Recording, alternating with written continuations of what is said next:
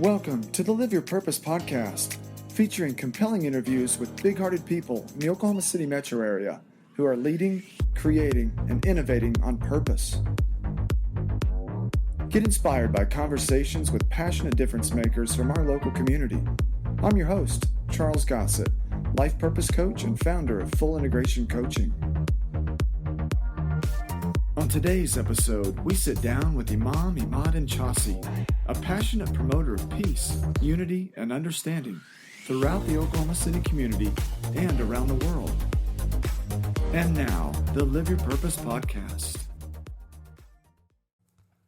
Welcome to this edition of the Live Your Purpose podcast. I'm here today with Dr. Imam Imad Enchassi, who grew up in Palestinian refugee camps in Beirut, Lebanon. His experiences as a child surrounded by war and conflict have shaped his passion as an adult for promoting unity and understanding. Imam Enchassi is the senior religious leader at the Islamic Society of Greater Oklahoma City, and he has received much recognition for his efforts to encourage dialogue, peace, and tolerance in the OKC community and far beyond. Imam Enchassi, welcome to the show. Thank you very much for having me. It's really exciting to have you on the show. We've known each other for a few years now, and I think it was through the Interfaith Alliance that we first came to know one another. And so it's a real pleasure to have you on today. Pleasure is mine. Thank you for giving me the honor to be on your show. Ah, yes. And both of us are passionate about having better conversations and bringing out the best in other people. Plus, we both have a pretty good selfie game, although I would probably concede that yours outmatches mine most of the time. So we got one this morning, so first things first, right? Yeah, absolutely. That's the Muslim theology that we need to do first. Okay. Is a selfie. Okay, selfie. Yeah, all right. It's been taken care of. Okay, so good. Typically, we start off with some form of a kickoff question. In your case, I'll just say, tell us a little bit about yourself, a little bit of your story and background, if you would. Well, my name is a mouthful, I guess. Imam Imad Enchassi, which is this name. In the name itself, Enchassi is a name of a city. So I'm of Enchas, which is the city of Egypt. My ancestors come from North Africa, which is Egypt. Migrated from during the Ottoman Empire to a place was known as Palestine prior to 1948. My father was refugeed as a Palestinian refugee to Lebanon. My mom came from Syria temporarily to Lebanon. My father fell in love with my mom and they got married. So I'm a Lebanese, Palestinian, Syrian refugee who grew up in Lebanon. Grew up in Lebanon in a Torah zone. Grew up in Christian schools. So my very fond memory is my pre-K years as the Religion United Committee of the Middle East brought about this Ittihadul Kana'is, which literally means Religion United charity, and I used to go there. Okay. My fond memory is of all the people who came together, Muslims and Christians, to feed me, clothe me, and take care of me. I grew up in a refugee camp. I witnessed the whole civil war of Lebanon. Eventually survived a massacre in 1982, the Palestinian massacre of Sabra and Shatila. I don't recommend anybody Googling that, but if you want to Google that, do that at your risk. And then, the people who fed me, clothed me, and took care of me were Christians, and the people who actually came in my refugee camp were also claimed to be Christians. I could not reconcile the Jesus who fed me, took care of me, and clothed me, and the Jesus who butchered me. But also at an early age, I have a passion for people. So the people who rescued me were the Red Cross. And the people who butchered me actually dipped their brushes in their victims' blood and draw crosses on my refugee camp. So having all these things together, I came to the United States as if my racial and religious and ethnic background is not complicated enough. I married a half native, half Mexican.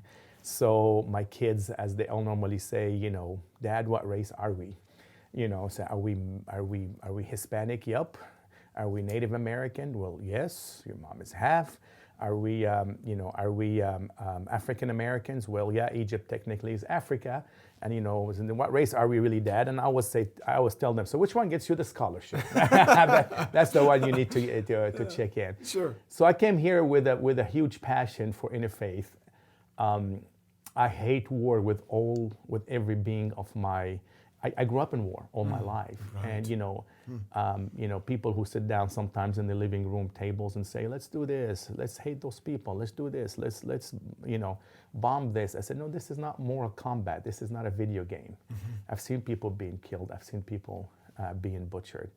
So of course, my fond memory of growing up in Christian schools brought about by Miss Rahma, who used to be a Christian nun who took care of me. So now in Oklahoma City, we have a lot of organization bears her name because the word Rahma means mercy. Yeah. So we have Mercy School, Mercy Education Foundation. We have a soup kitchen. We have clinics. We have women's shelter. All bear the name of mercy. Yes, I remember that, and I've heard your story, but for those that have not, this may be new information. So growing up in a war-torn zone in the midst of civil war, with multiple identities, cultural identities, and you have Christians who are caring for you and providing resources and love, and then you have those claiming to be Christian coming in as well and actually conducting horrific acts of violence and murder and the massacre itself. Absolutely. I remember very vividly as I was hiding, invoking, hearing Jesus' name being invoked as those people perpetrated their heinous act. But also as a Muslim, Jesus and Mary is a big part of my theology. So I was invoking the same name for safety. So you could imagine all these emotions coming together. And, the hate I heard afterwards. But the only person I could think of is the sugar candy that was given to me by the Christian nun. Yeah. Or the extra scarf that was given to me by the Christian custodian, or the person who put me on their lap and wiped my tears, who happened to be Christians. So I could not reconcile the two. And I could not even listen to hate speech, rightfully so to speak, afterwards from some people who have lost their loved ones. Yeah. But I could not fathom the broad, stereotyping about all Christians. So I came up with that mentality, and fortunately, the tables turned here. So I came here and became a minority, and all the hate now is perpetrated against me and my faith. Yes, I know, and I do want to talk at Sure. length about this because it's highly important to me and many of our listeners too. With Sister Mercy. Was this the sister who also gave you the candy? Or was Absolutely, Was it? I always say, I said sugar candies. I could still taste the sugar candy. Yeah. And what was it? What do you remember the flavor or the? Oh, sugar candy. That's a sugar candy. The So it's the very generic sugar candy. Right. It tastes sweet. Yeah. I visited her after 10 years, and I went to go see her, and. I walked in, and of course, because of gender sensitivity, I could no longer hug her. She no longer hugged me. Yeah. But I think I broke the tradition that day. And she asked me, and with her big smile, said, "Is it something that you want?" I said, "You still have that sugar candy?" Oh, no way! That is so sweet. Yeah. So that's after 30 years of leaving the school. So. It tasted just as sweet. You remembered it. I remember. I don't think it's the sweetness of the candy, but it's the sweetness of the conversation and the smile. Sure. Yes. What a special moment. And how old were you at the time when this massacre took place? When the massacre, I was 17 years old. 17. Yeah. Okay. So in my pre-K's, all the way to kindergarten, I was in that refugee camp. Charity school that was run by the Religion United of the Middle East, right? Or Churches United of the Middle East. Churches United, okay. And then you were able, at some point in your life story, you were able to come to the United States. I was. Yeah. I had a long distance relationship with Lady Liberty. Okay. I think everybody did. What she stands for, the promise that she will keep her light on for me. I came straight Beirut, New York, man. Did you really? Yeah, Wow. straight one flight on Middle East Nonstop. Airlines, nonstop. Of course, applying for the visa was extremely hard, but I think after 3 trials, the ambassador or the counselor there at the embassy realized that I was from the camps. And you have to understand the United States were actually part of the peacekeeping mission in the Middle East after the invasion of Israel to Lebanon, which the aftermath of the massacre. However, the guy really looked at me and he says, you keep coming back. I say, I have nothing to lose. So he said, I'll be right back, and he gave me the visa. So I came, and with $311 in my pocket, spent the night in a hotel paid by the airline, so I could take the next flight to Dallas-Fort Worth. And I could not bear the idea that I cannot go see Lady Liberty after all this long-distance relationship. So I took a boat, and I didn't tell my brother that I spent some money on that boat, but I went there and I saw her. I knew she was too good for me. After all, she has her own island. This is true. Yeah, but you could see the. You have to look up to her. You really have no other choice when it's a small, tiny island. But I took a mental check, a checklist, so to speak, of what Give me your poor. That's me. You give me your tired. Oh, that's me. The refugee. That's me. So everything that she was saying, that was talking to me. Yeah, that's so powerful. Yeah. And what was that like from the moment that you knew, hey, I've got the visa, I can go, into when you touched down and then finally were able? A touchdown in New York, it was Christmas time. Was it really? Christmas trees everywhere. Of course, I was familiar with Christmas since I grew up with Christians and so on and so forth.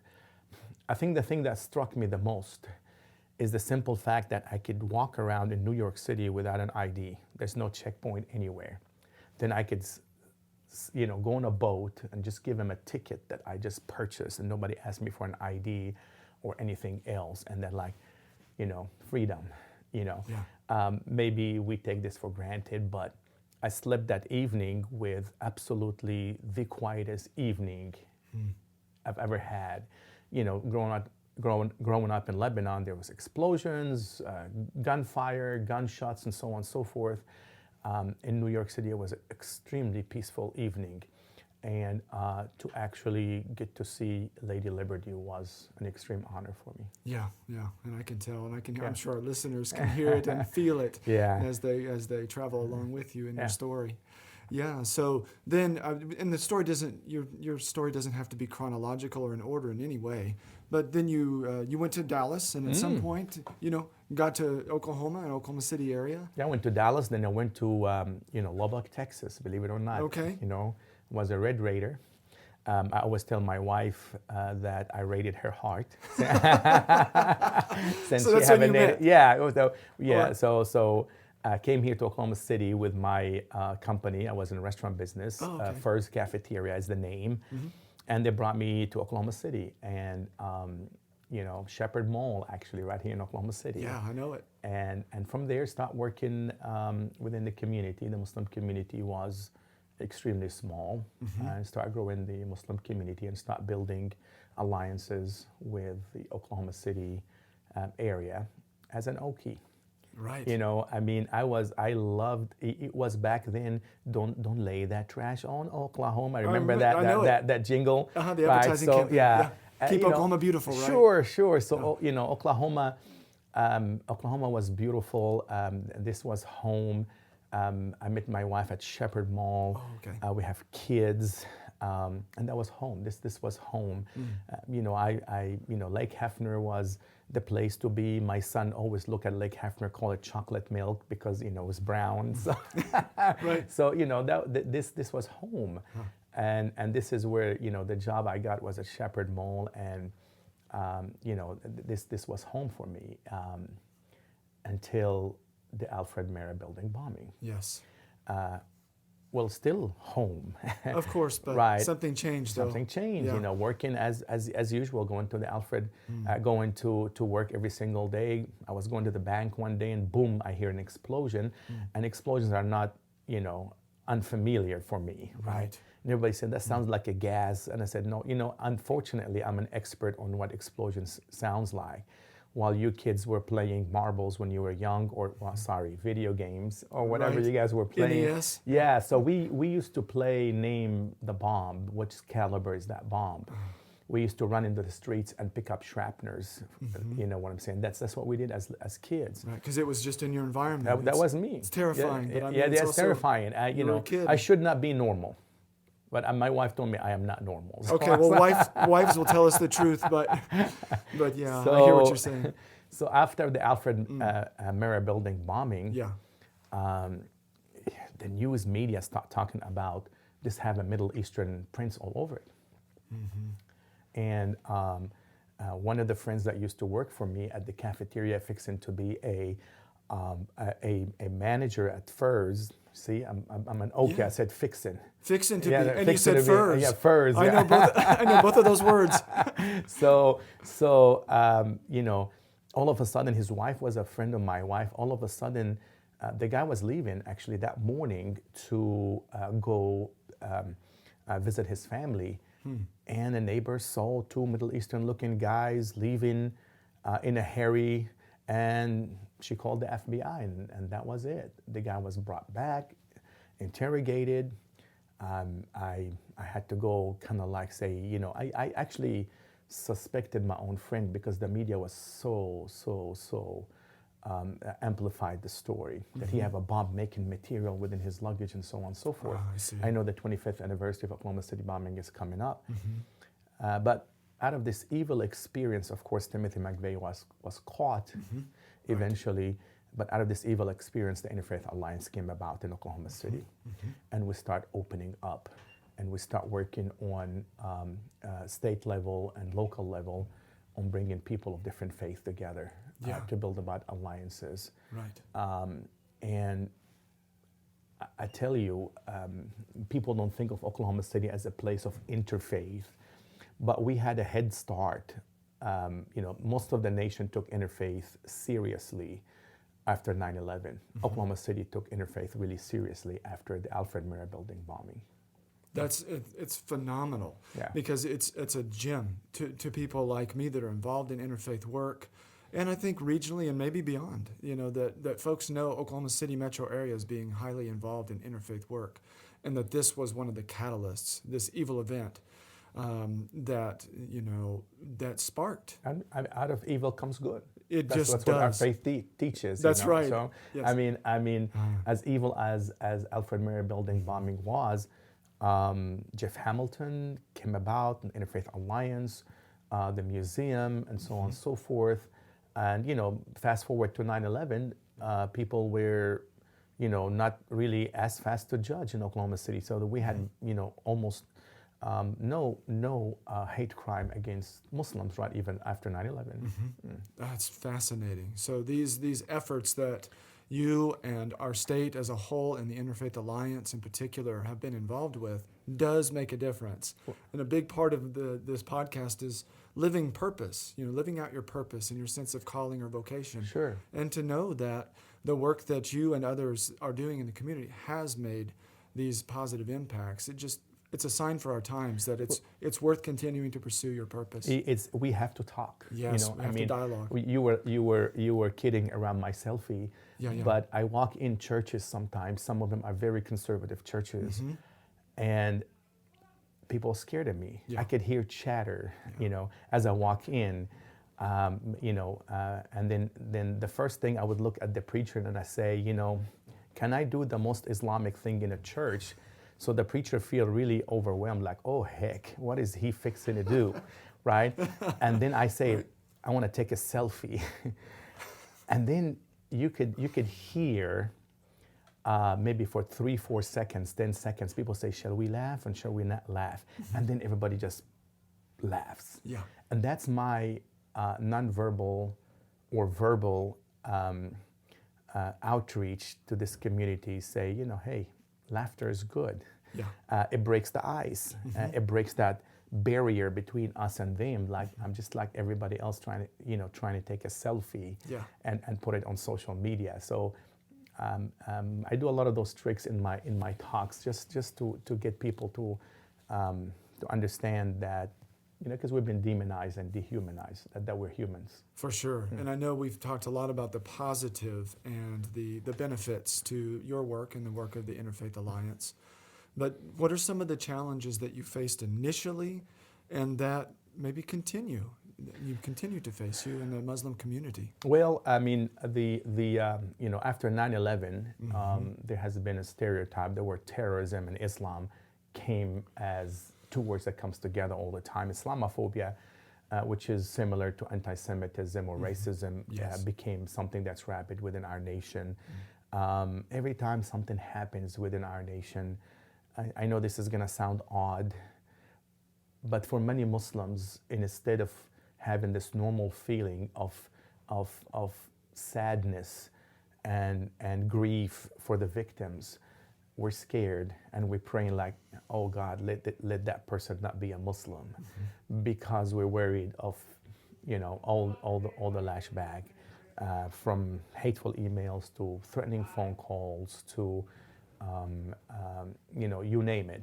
However, I'm known to have a selective memory. I always like to select the positive things. So the more havoc and the more challenges the Muslim community face, the more we see the more we see the interfaith community coming. It's not uncommon that we go. I tell you maybe a couple of incidents. Since our politicians were making all kind of Islamophobic remarks, such as Islam is cancer, need to be eliminated. Right. Which It's is, I ridiculous. answered, well, the only thing I know about cancer and Islam is about 6 cancer doctors who happen to be Muslim trying to find a cure here at the VA hospital.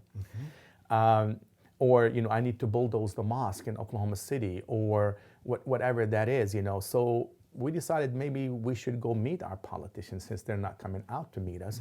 And that was as if it was the end of times. Muslims are coming to the state capitol. They're going to desecrate the state capitol, although we made it an interfaithy thing.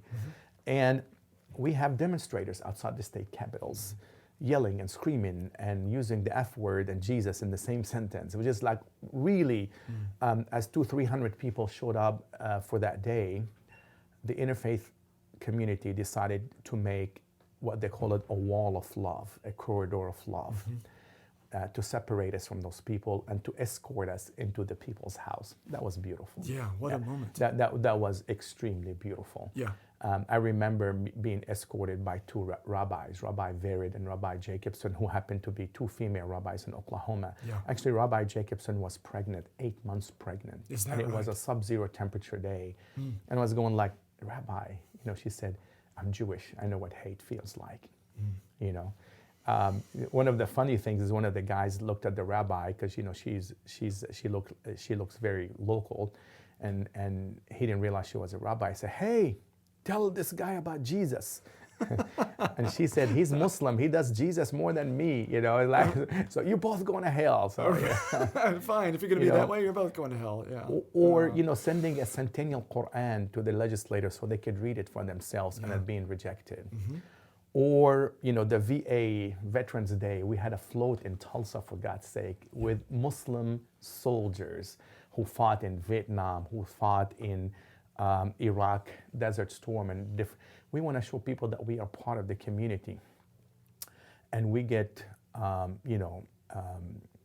almost turned away from having a float because, the police is worried about snipers, and there was quite a few threats.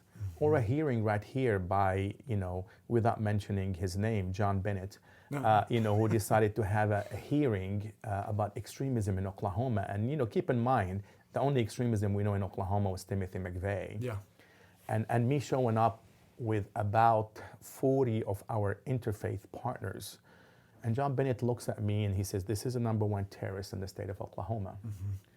And then he looks at the interfaith community and say, all of you, we're going to come after all of you because you came with him. This is called, aiding a terrorist. You're all complicit in this. And was going like, I start hugging people at that moment because I was overtaken by the hate he has given. And then, he ordered me not to hug people. And to the last, really, the hardest thing is when my application was denied to be a chaplain at the state senate here in Oklahoma, with no explanation given to me whatsoever.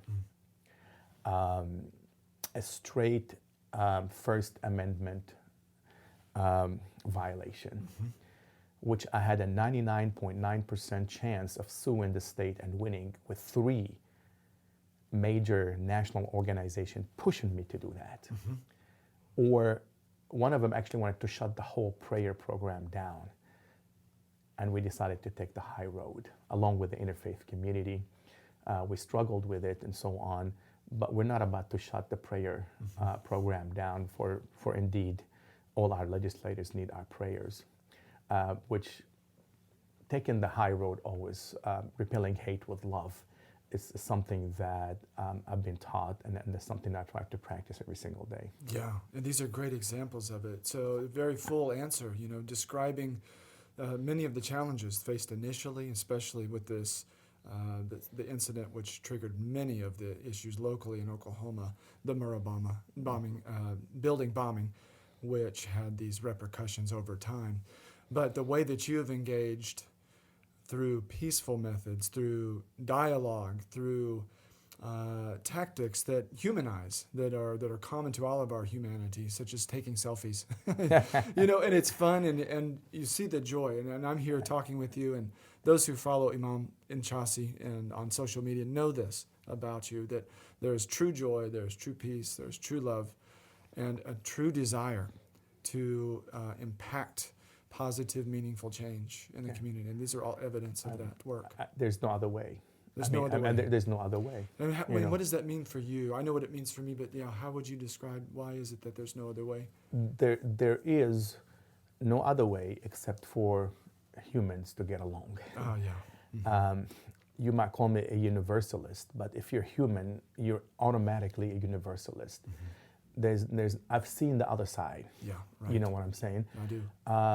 The Abrahamic traditions count for almost 60% of the world population. 2.2 billion Christians, 1.7 billion Muslims, millions of Jews. You put all the Abrahamic traditions together. The two major religions is Judaism, is Christianity and Islam. If we don't get along, we really are not going to have world peace. Yeah. And I know sometimes we look at Oklahoma, or we look at America, and say, Christianity is the majority, but I travel to places where Christianity is not the majority religion. I want people to think and to grasp the idea, what if you are a minority religion in Lebanon or in Syria? What is it that you want for your minority religion to thrive and survive as a citizen of that nation?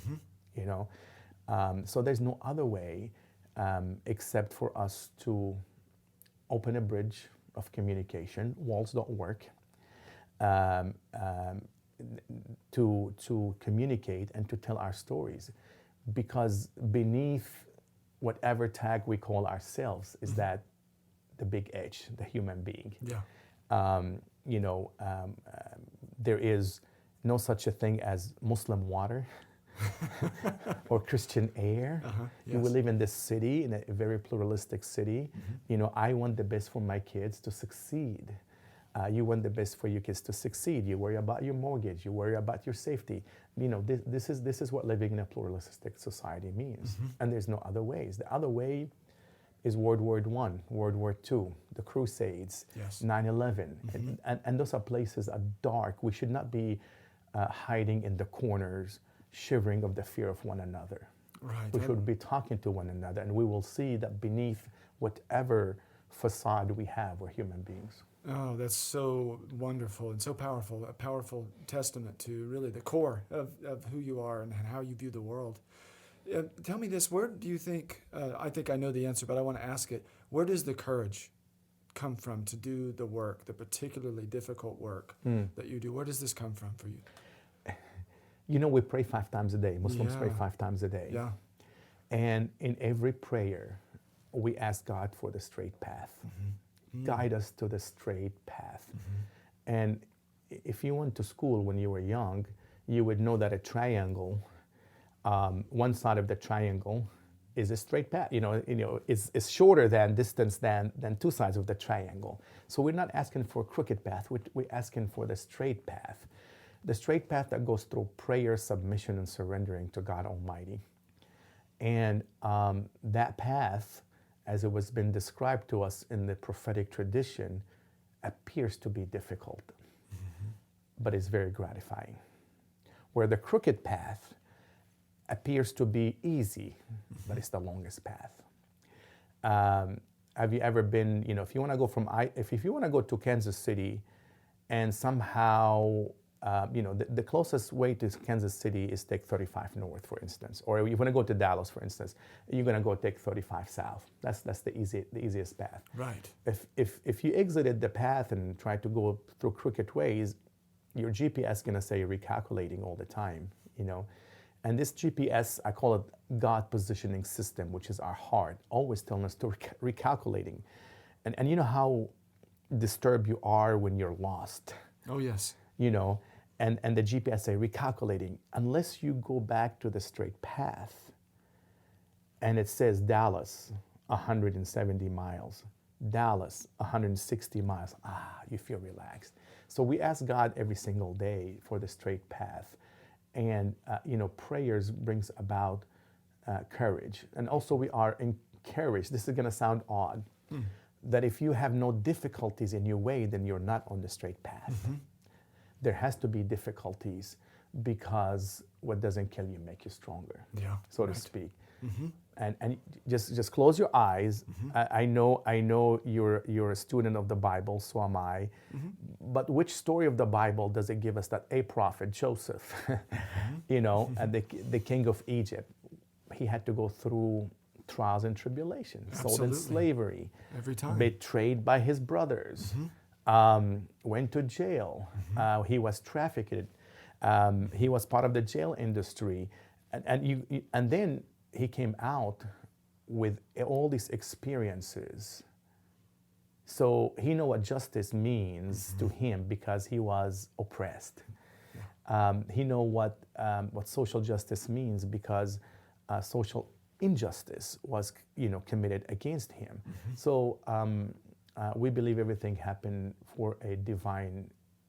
There's a divine wisdom in everything we do, and the prayer help us stay focused on the straight path. Right. It helps you to calibrate the GPS. Oh, absolutely. Yeah. Absolutely. Yeah. That's a wonderful analogy. So for those that are listening in right now, whatever your spiritual or religious tradition is, as a practicing Christian, I know that I've had conversation with my Muslim brothers and sisters, and the idea of praying 5 times a day, particularly Adam Sultani, who came out to our church, Spring Creek Baptist Church, a couple of years ago, and described his practice and the tradition. I took away from that, okay, well, there's been a long tradition with Christians about praying the hours, and this came from the Catholic monastic tradition. But it's something that there are resources out there for now. Sure. So practice your tradition, practice your practices, and get your GPS straight. It's funny you said that, because Francis of Assisi, who actually came up with a lot of these prayers and praises of the Lord, actually met. He was an ex-Crusaders who actually crossed the line and went to talk to the Egyptian Caliphate at that time, and he saw the Muslim praying. We call that spiritual envy. Oh, yeah. Yeah, okay, spiritual envy is awesome. That's correct. When you see somebody, praying, or somebody's fasting, or somebody's doing, said, although I'm a different faith, but this could help me as an individual. Yes, it's a very positive form of envy, and that's what I felt. That describes it very well. Yeah. that I thought, you know what, there's more that I could be doing. And I'd already known about some prayer practices that Christians can practice, and I thought, well, then I need to do them. So at our church now there are contemplative practices, and not just because of me, but because there are movements towards that. Awesome. Praying the hours and this kind of thing. Well, that's wonderful. And speaking of St. Francis, one of the things that interests me is the Islamic Society of Greater Oklahoma City is one of the streets that it's off of is St. Clair. St. Clair, yeah. Okay, so you saw where I was headed. Yeah, I've heard that before, yeah. Okay, so was this intentional or was this God-inspired? How did this come to be? Absolutely unintentional. Okay, cool. The mosque used to be actually right here at Oklahoma City University. Oh, okay. I don't think I knew that. Yeah, so not far away from here, and they wanted something closer to the university for the students, apparently. And they were looking for a piece of land, and they sent, Francis. And there used to be Church of Christ right across the street from us, which is our mission building now. Okay. This is where our free clinic is, and and then you have the Shriner temples on the other side. Right. But St. Clair, the history of St. Clair, it fits right on with the mission of the Islamic Society of Greater Oklahoma City as a leader, and as long as I'm a leader there, that's our vision. Oh, yeah, and it sure is. And let's talk a little bit. So for those that don't know who St. Clair is, she was the right-hand woman of St. Francis of Assisi. Yeah. So the first female nun in the Franciscan tradition. And so, it's really neat that the mosque is on St. Clair Avenue, and then there's the Mercy Mission right there, named after Sister Mercy. Sure, which used to be a Church of Christ. That's amazing, right? And that point, which I did not know. And we coexisted with the Church of Christ until they built their church, so that we were there. Wow. As Mercy School used to be at that building at one time. I see. Yeah. Okay. Yeah. Well, tell us a little bit, for those who don't know, a little bit more about the Mercy Mission and the work that goes on there, the outreach. Well, the outreach have been a long dream come true. Traditionally, the Prophet Mosque was built in the ghetto. Okay. So traditionally, 7th century, the Prophet migrated from Mecca to Medina, biblically from Paran to Tima. And the Prophet, everybody wants the Prophet to stay with them. So, kind of the city is kind of like any city. There's, Nichols Hills, and there's Gaillardia, and there's also not the so good neighborhoods. Yeah. So the Prophet says, let the camel decide where the mosque would be. So the camel, imagine you're a camel. Don't imagine you're a camel. But I'm going to try right now. And you've been going through the desert for 300 miles. Okay, yeah. You're going to go to the dumpster and to where the water is running. First thing. So that's where the camel sat, in the ghetto, okay. in the poorest of the poor area. So the Prophet built his mosque in that area. And then right immediately after that, the homeless shelter was there, the clinic was there. So the social services were always associated with the Mosque of the Prophet. So many people, including myself, see that as a divine sign that each mosque should have a form of outreach, a form of a mission. And I've been looking, we were looking. And then, that building came on sale, and, don't want to dwell on the idea that sometimes people don't want to sell to Muslims, but everything we have to do, from purchasing that building or even our cemetery, we have to go through a third party somehow, but things are getting better. We love our city, we love our state. So that was across the street. It was vacant. It's a 10,000 square foot building. And we got the building, and we brought about different part of the society to come together. So we have a free clinic, 100% free. And even when we have armed demonstrators that came to our mosque to demonstrate against Islam, I remember one of them, he had an M16 and he had a big mole on his right cheek. And I said, well, you need to get that checked, as I approached him with his gun. And the police said, sir, he has a gun. I said, sir, I'm from Lebanon. Doesn't bother me. Right, it's just part of his attire. So I was talking to him, what are you demonstrating against? And he said, Islam and Muslims. And I was talking to him. And I said, that's a big mall. I said, we could, we could go inside the clinic and have it checked. Mm-hmm. So actually, we went inside the clinic. Is that right? And the guy had an M16 in his hand, and everybody was looking at me like... And he went in with it. He went in with it. This is an amazing story. And it was cancerous. Was it really? And he's still being helped, 2 stories from that building. Now we have a women's shelter there, offices, Thuraya Ann Foundation. We have a soup kitchen. We have Muslims for Mercy. We deliver food to the homeless. And I don't like the word soup kitchen, but that's what is known for. So we have we have purchasing some housing where also we house the homeless. Another story from that building is our mission building director is African American female by the name of Deborah Bonita. And one day we get a call because of our name Mercy. People think we're Catholics, right? So somebody called, said, "Is this Mercy Mission building?" "Yes." "Are you open?" "No, we're not open." "Well, my daughter was just arrested and she left me 4 kids, and I'm a grandma, live on Social Security, and I have no food. Any place you could?" Well, said, "We'll open for you. Just come on in." Mm-hmm. So the lady walked in. She walked in and saw Deborah Bonita, a black woman with a headscarf. The lady looks at Deborah and says, "Black and Muslim, I would rather starve." Oh, true story. Shocking. I didn't expect you to say that. Absolutely true story. Oh, my goodness. And I know Deborah. Yeah. Deborah is a convert. And, 10 years ago, Deborah would have ended up in jail, and the lady would have ended up in the hospital. But okay. Deborah, I hear you. Yeah. who prays 5 times a day, mm-hmm. she said, "Oh, Lord," she said, she went to prayer right away, and she said she felt like a calm came on her. Mm-hmm. And she said, "Ma'am, you don't have to like me, but please take those 4 grocery bags. We have diapers, we had formula, we have this." And the lady walked away, ran away from her, and Deborah ran with the bags, forced the bags in the lady's back seat, and closed the door. No, the story's not over. The lady now is one of our volunteers.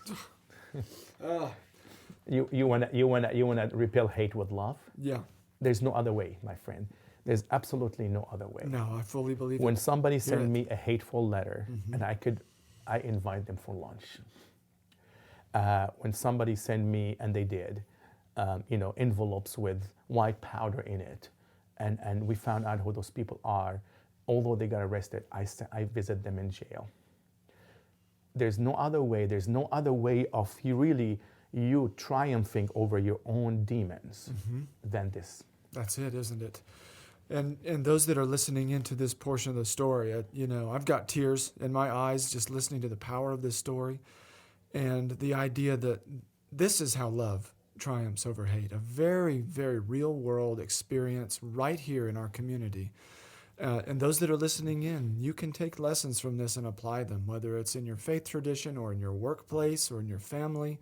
There is a way to transform hatred and animosity. And you can't fight hate with hate. It doesn't work. It's just ineffective. It doesn't work. If nothing else, it doesn't work. It doesn't work. It produces more of the same, and it doesn't transform. It doesn't change the narrative, the story, the outcome. And here the outcome is so different. Actually, a volunteer who is filled with hatred and repulsion at the idea of being helped by an African American and Muslim. Now, completely different perspective, and now volunteers for the same place. What a wonderful story. That's how it works, That's how I understand my own tradition when I'm practicing and interpreting well. As a young kids, mm-hmm. We always learn the first story. When you're pre-K 3, they teach you all these little stories about Jesus and Moses. Right. So the first story we learn is about the prophet's neighbor who did not care for the prophet. Mm-hmm. And he would leave garbage in front of the prophet's house every single day. Whatever garbage that man had, he would throw it in front of the prophet's front yard. And one day, the prophet woke up, there was no garbage in front of his front yard. And he looked across to his neighbor And, the prophet normally takes the garbage and throw it where it needs to go. But now this time there's no garbage, and he looks across to his neighbor's yard and the camel's still there. So the prophet runs to his wife and he says, and the prophetic house was extremely poor. And he said, whatever food you have, fix it. My neighbor's sick. Yeah. So the prophet takes the food and goes to his neighbors, knocks on his door. And he said, are you okay? Are you sick? And the neighbors looks at him like, are you crazy? Right? How do you know I'm sick? He said, well, there was no garbage in my front yard. Oh, wow. Right? And it's that time Yeah. Archangel Gabriel came with a scripture: repel hate with love, repel evil with good. Only when you do so, you will make a friend out of a perceivable enemy. But it continues. Not everybody could do that. Oh, right. Right. Of course. The verse said, وَمَا يُلَقَّاهَا. Oops, I went to Arabic now. That's okay. Go ahead. You can say that too. وَمَا يُلَقَّاهَ إِلَّا الَّذِينَ صَبَرُوا وَمَا يُلَقَّاهَ إِلَّا ذُو حَظٍّ عَظِيمٍ. He said the only people who could do that is the people who are devoted in prayers. Oh, there it is. So Right. back to the prayers, yeah. people, those that are That listening. you have a big share of faith in prayers, and a big, and prayers would teach you patience, and prayers will teach you to repel hate with love. Patience is a big word that's come up in my own practice, and I believe God is demonstrating another level of patience in my life. And so I'm hearing this word again, and that forbearance is a related word. Forgiveness is in there. There's a way to allow the conditions of our lives when we're despised or we're misunderstood, dejected, that can be transformative, that can change our hearts. And it's through the practices of prayers and those stabilizing forces in our lives. For me, that's God. And I'm hearing very similar language like I always do with Imam Imad Enchassi, related to my own life and my own practice of faith. And so here, when those despise me, that don't understand me or don't agree with me, it's really about loving, it's about patience, it's about using skillful language too, and changing the dialogue and the narrative as we're able to. Yeah, and there's a great story on how to do it. So those that are tuning in, got your GPS up. So, well, we've got a few more minutes. Sure. And so in closing, I wanted to say, I know that you've got something coming up in the future. So I'll let you tell more about that. What is that, and when can we expect to receive it? Well, believe it or not, I'm getting there to my senior years. I'm not there yet, but I'm getting there. Yeah. I'm 54. Okay. So, hopefully when this airs, my book will be out. Okay, a book. Okay, my book will be it. out, and what you're gonna like about my book is the simple fact that I tell a story. I make no judgment. I leave that to you, right? I tell the story as I perceive it from my own life, from the time I was born to almost this year. We call the book Cloud Miles, because I start the book traveling from Oklahoma City with Religion United, a group to the Holy Land, to Palestine as I know it, to Israel as it's known to many people. But with me on the plane are rabbis and preachers, which I have taught all my life that they were my enemy. But now we're going as a Religion United group looking after each other. In that book, I reflect on my 50 years of many of the stories I just told them, and many other more of what have happened in details. Then we land back in Oklahoma City. In a sense, there's something profound about a conversation. There's something profound about education. There's something profound about attitude. It changes all the attitude. But what really is more profound, and you probably would agree, is a relationship. Yeah. Right? Yeah. I'm not scared of you. Right. But you're Baptist. Are you Baptist? I am. I am right now. Yes, I am. So Yeah. yeah. See, Cooperative Baptist. I'm not scared of you. Right. And you're not scared of me. We're sitting here, and we're talking, we're having a conversation. You made me cry, I made you cry. You know, what do you call that? You know, there's a relationship. Next time somebody come and tell me, well, you know how Baptists are. No, I don't, to be honest with you, because the Baptists, I know they're loving, they're caring, and so on and so forth, and I don't generalize about anyone. Or somebody comes to you and say, well, you know how Muslims are. You know, as one of my friends, he said, you know how Muslims are. They're all terrible. I said, do you know any Muslims? And the guy says, well, I think that guy at Walmart pharmacy, his name is Muhammad, is a Muslim. I said, well, is the Pope Catholic? You know, so his name Muhammad is pretty much is a Muslim, right?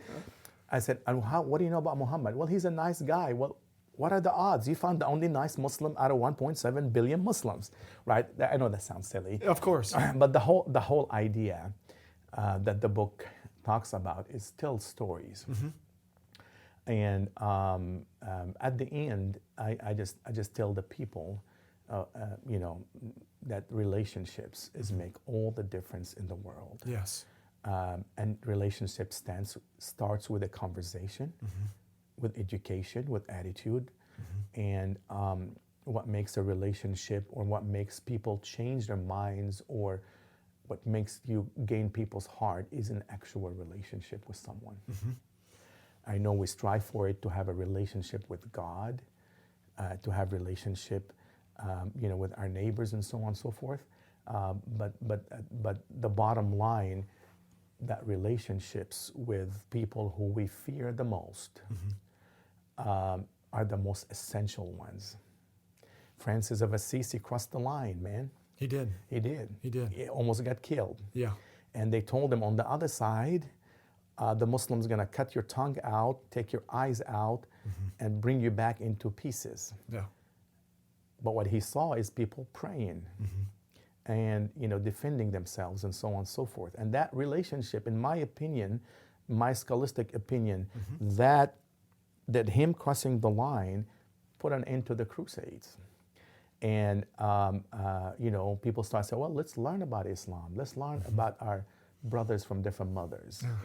Yeah. So, yeah. Which is, by the way, those who are tuning in, that's a talk that Imam Imad gives regularly, and I've heard it and been delighted by it. Yeah. Your brother from another mother. Yeah. And so do a little history on that. Well, we're descendants, Muslims are descendants from Hagar, which is Abraham's wife, Islamically, and that she began from Ishmael. Yeah. And Prophet Muhammad, peace be upon him, is direct descendant of Ishmael. And Muslims, Jews, and Christians are brothers from different mothers. So Literally. Isaac and Ishmael are two brothers. And I love, people always asking me, are you responsible for 9/11? I said, no, maybe 7/11. But the 7/11 is Genesis 7/11, which is the story of Abraham, actually, that Isaac got a text message from, Isaac sent a text message to his brother Ishmael, say, hey bro, dad is dying, and Ishmael came all the way from the wilderness of Paran, today's Mecca, to Hebron, and they buried their father together. So there's tradition, there's history here. There's a lot of it. Brothers and sisters, we have history together, and so to create a better future is wonderful. Well, we do need to wrap up. Let's get the title of the book one more time. Sky Miles. Sky Miles. And where can folks find it? I'll put notes in the show notes with all these resources. Sure. So it's published by Nurturing Faith, which is Ethics Daily. Oh yeah. Yeah. So. Wow. And hopefully we're trying to get it out within a week or so. Okay. Yeah. And about the time that this podcast goes out, and you'll see this in the show notes, I'll give you a link for how you can get the book, and maybe I could get a signed copy from you. Absolutely. Okay. And I'll be glad to do any book tours, or proceeds of this book will go to our food pantry and other social work in Oklahoma City. I'm trying not to gain anything from that book except the pleasure of God Almighty, and the pleasure of knowing that this book is out there that would bring people together. And perhaps through the suffering that you see in my book, and I don't leave any story without a humor, through the suffering, You will smile and you will cry at the same time. And,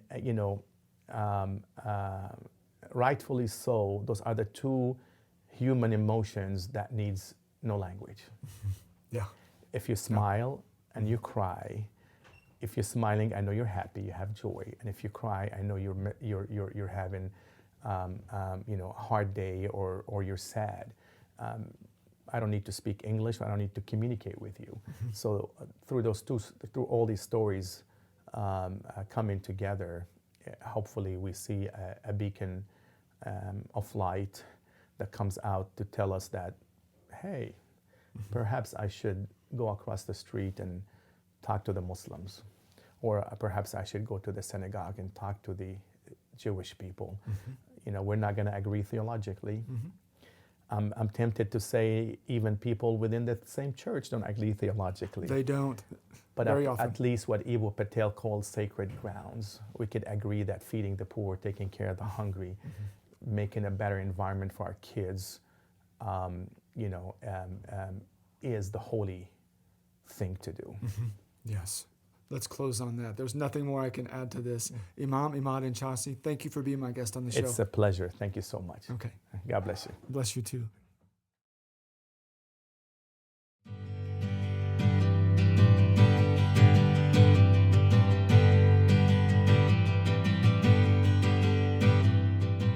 You've been listening to the Live Your Purpose podcast. I hope you've been inspired by my conversation with today's guest. If you like what you hear, please share with your social networks and subscribe so that you never miss an episode. I'm your host, Charles Gossett, life purpose coach and founder of Full Integration Coaching. To learn more about the life coaching, public speaking, and retreat services that I offer, visit fullintegrationcoaching.com. And you can follow along with me on Facebook and Instagram at Full Integration Coaching. Until next time, remember, you were meant to live on purpose. Start living yours today.